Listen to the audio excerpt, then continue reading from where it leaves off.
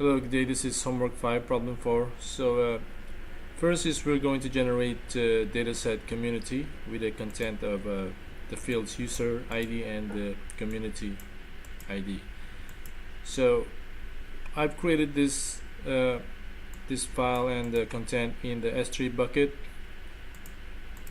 So this is the new directory that we created in S3 bucket, which is a dataset community, and it contains usercommunity.txt. So we will check the content of that file right here. So this is a usercommunity.txt under the dataset community bucket, S3 bucket. So this is the content.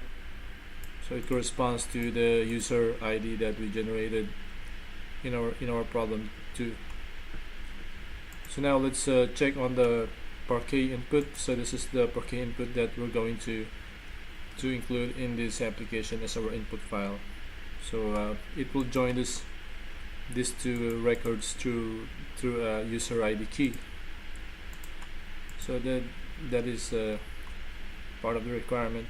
So it will load both the dataset part2 and the dataset community files. So these two. So just these two files right here, this one and this file.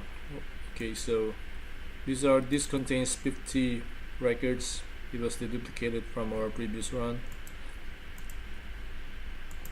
So now for the source code, for the next requirement is we're going to create a Spark job that will generate the count of the URL per community ID, counts of clicks per URL per community ID.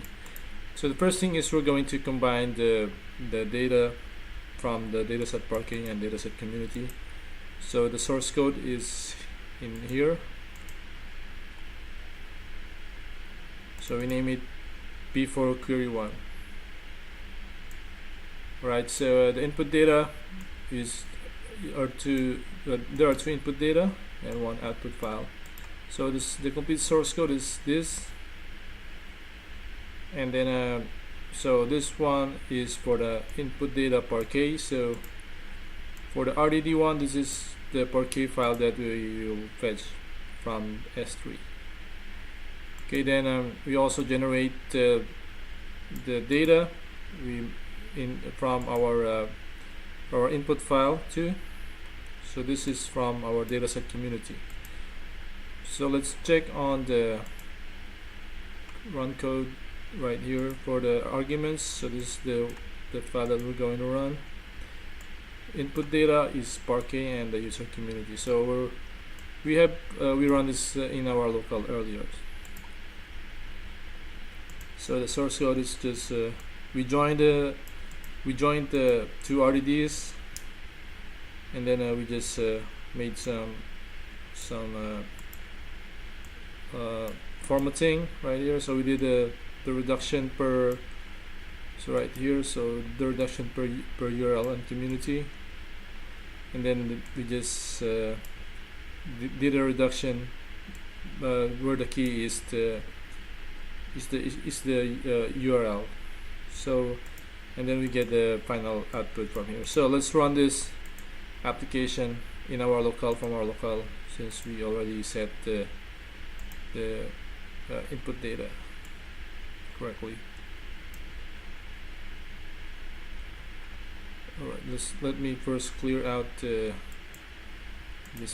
directory right here, then let's run it again.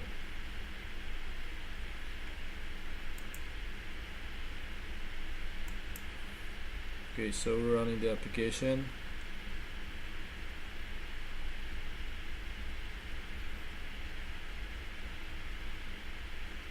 And the run was completed, so let's check on the output. So the output will be in P4.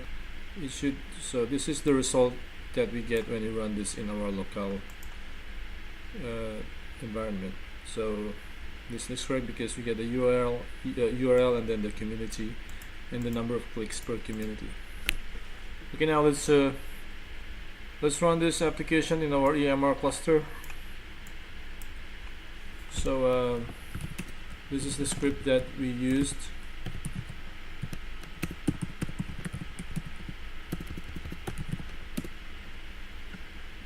So we run this class, and the input data is from the part2 file and from the S3 in from dataset community, and then the output will go to home Hadoop output. Okay, and so let's run this.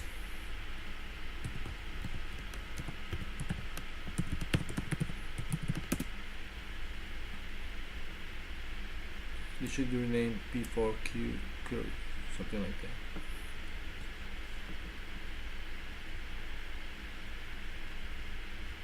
So the run was completed. You can see that the job was finished. Now let's check. First, let's check on the DAG for the visualization. So we got a completed job right here. So we're running this in our EMR master node. So we check the DAG visualization is getting larger at this time, but it's just because this one fetches from has an input data from a text file, and right here in this stage we got an input data. We fetch data from our part2 file, and then we did a join command for these two RDDs right here. So there is another third. There's a result RDD that was generated, and from this RDD we just did some formatting and some reductions, then another formatting and some reduction to finally get our result in our text file. So we have 8 stages that was run for this Spark job. Now let's check on the result. We stopped it.